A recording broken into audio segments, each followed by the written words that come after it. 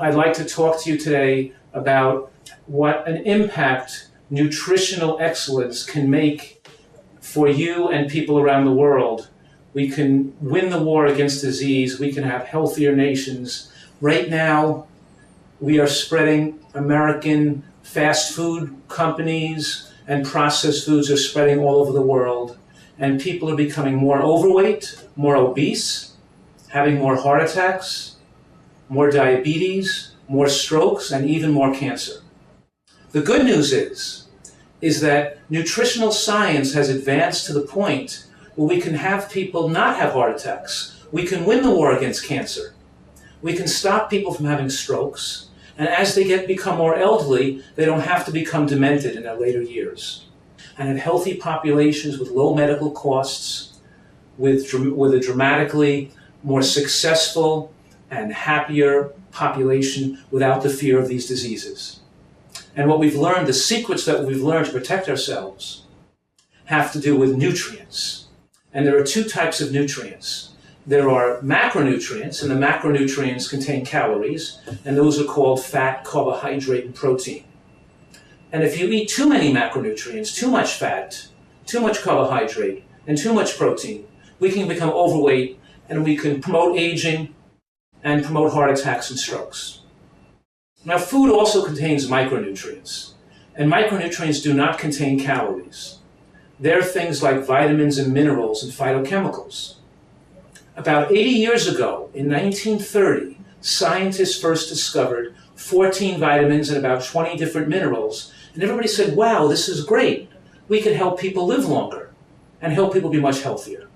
And what happened between 1935 and 2005 is that heart attack rates went up all over the world, stroke rates went up, and cancer rates went up every single year for 70 years straight. We didn't realize until about 15 years ago that the third type of micronutrients, called phytochemicals, were missing, because the third type of micronutrients, called phytochemicals, are not found in processed foods, and they're not found in animal products, but they're found in fruits and vegetables. So when we thought that we could take processed foods and add a few vitamins and minerals to it, or take a vitamin supplement and think we're getting enough, we were mistaken.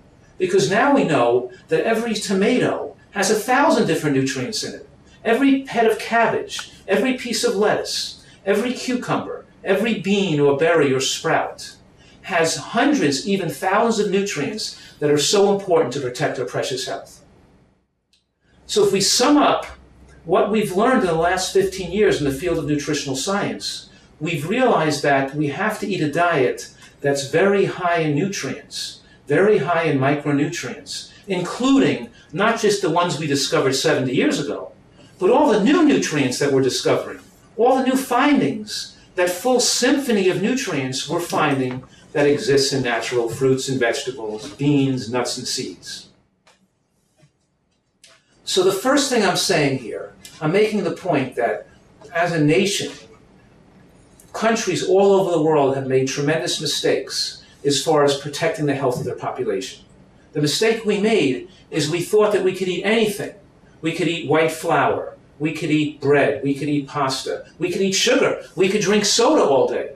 It doesn't have to be high in micronutrients, and then we could just take a vitamin pill and be okay. And we found out it doesn't work. We actually have to eat real food with a climate to grow healthy foods, and farmers that grow fresh fruits and vegetables, and a homeland that has availability of peppers and tomatoes and cabbage and lettuce and sesame seeds. You have the availability to eat superfoods, and these superfoods could protect us against chronic, degenerative, and dangerous diseases, preventing medical tragedies. So you have to really eat these foods. So let's talk about this for a minute. Because we're saying here is that we have to eat a diet high in nutrients and lower in calories. So the first thing I'm saying to you is that animal products like chicken and meat and fish and eggs should not be the major portion of a diet. A healthy diet has to be plant-based. Most of what we eat has to get these phytochemicals from natural plant foods. So pasta, white bread, and white rice does not have in it the phytochemicals and antioxidants. In those foods, there's no significant amount of vitamin E and vitamin K and folate and bioflavonoids and lignins and plant sterols and all these phytochemicals and other carotenoids that protect against disease. In other words, what I'm saying is that processed foods, drinking soda, having sugar, having white rice and pasta and white bread are not high nutrient foods. Those are not going to be the foods to protect your precious health because they're not rich in micronutrients. And likewise, animal products like chicken and meat also do not have the same nutrients. They're also missing the vitamin E, vitamin K, the folate, the bioflavonoids, the lignins, the phytochemicals, the carotenoids, the same nutrients that the processed foods are missing. Worldwide, we're seeing populations get most of their calories from processed foods and animal products, and they're not eating fruits and vegetables. Then what are they missing? Of course, they're missing those antioxidants and the phytochemicals that are present in plant foods. And instead of going to doctors and getting pills to take to lower your blood pressure, and instead of taking medication to take away chest pains, and then having surgeries on people's hearts or procedures to make the blood to flow better, those do not make people live longer. The most powerful intervention, the most powerful medicine is what you can do in your own home, in your own kitchens, in your own gardens, and what you can do with your own life to protect your precious health. It's not what doctors can do for you with medications and surgeries. What I'm saying today is that we all are in this together. If we all eat a diet, which we call it a plant-based, high-nutrient diet, we look to eat more of the foods that are highest in nutrients. And the foods that are highest in nutrients, including these micronutrients I'm talking about, are green vegetables. Green vegetables win the awards because they have more nutrients per calorie than any other food. In other words, an animal product like a piece of chicken or a piece of meat is not high in nutrients per calorie. It gives you lots of calories, but not lots of micronutrients. Now take a piece of broccoli or some cabbage or kale that also is high in protein. Because don't forget, green vegetables are high in protein. That's how come gorillas, hippopotamus, rhinoceros, elephant, and giraffes get so big, because it eats green vegetables, eat a lot of protein. And green vegetables are high in protein. But here you have the protein packaged with lots of micronutrients, with the phytochemicals, with the antioxidants, with the things that make the body age slower, and we keep our youthfulness, our vigor, and our good health into later years. And if we look at the healthiest people around the whole world, and the pockets of civilization where people live the longest, it's always the people that eat the most vegetables live the longest. Let's touch on certain types of foods we want to include in our diet for optimal health. Number one is beans. Beans like kidney beans, navy beans, lentils, split peas. Beans have something in them called resistant starch. And resistant starch doesn't raise the glucose level. It's broken down by bacteria in the colon. And the bacteria in the colon change the resistant starch into short-chain fatty acids. And those fatty acids protect us against colon cancer. Beans promote weight loss, they give us energy, they're high in protein, and they protect us against cancer, and they're linked in the scientific studies to enhancement of longevity in elderly people. Number two, green vegetables. To be on a healthy diet, we have to eat some raw vegetables and some cooked vegetables. We have to eat green vegetables. Lettuce, salad, cucumbers, cabbage, the broccoli family, all those green vegetables have specific compounds that have been shown to protect against breast cancer, prostate cancer, colon cancer, and of course heart attacks and strokes. They're longevity-producing foods. If we mix the greens and the beans now with nuts and seeds, right?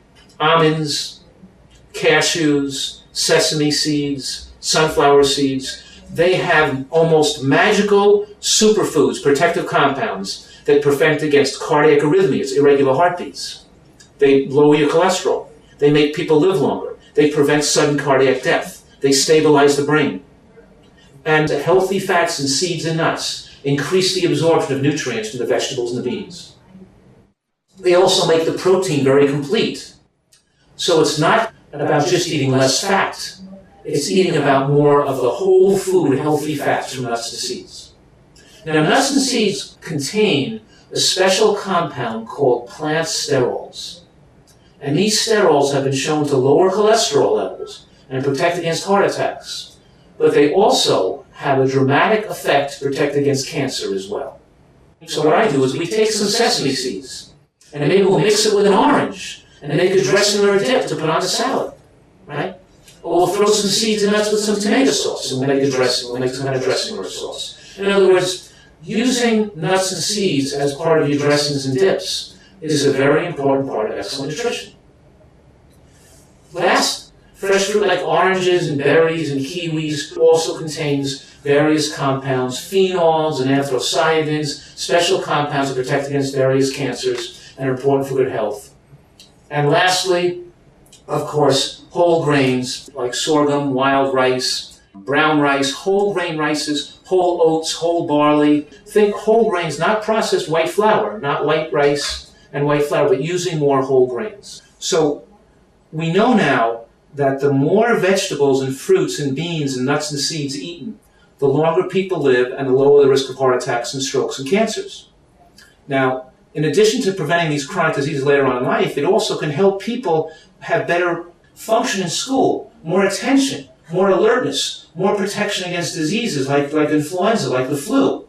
When we have the right kind of nutrients in our body, we're not going to get sick as often. So we have to appeal to our governors and our government, our educators and our teachers and our farmers. We have to all work together as a team to bring healthy food into the schools, to bring healthy plant foods into our homes. We're not talking about adding a little bit of fruits and vegetables to your present diet. We're talking about making fruits and vegetables the major portion of your diet. And then we'll have a healthy nation, and then we'll have a healthy population to live a long life free of medical tragedies. To conclude, we have a unique opportunity in human history. This is a blessing. We have science and information that can enable us to live better and to live healthier and to live longer than ever before in human history. Let's take advantage of the natural bounty of the land and have one of the healthiest places in the whole world.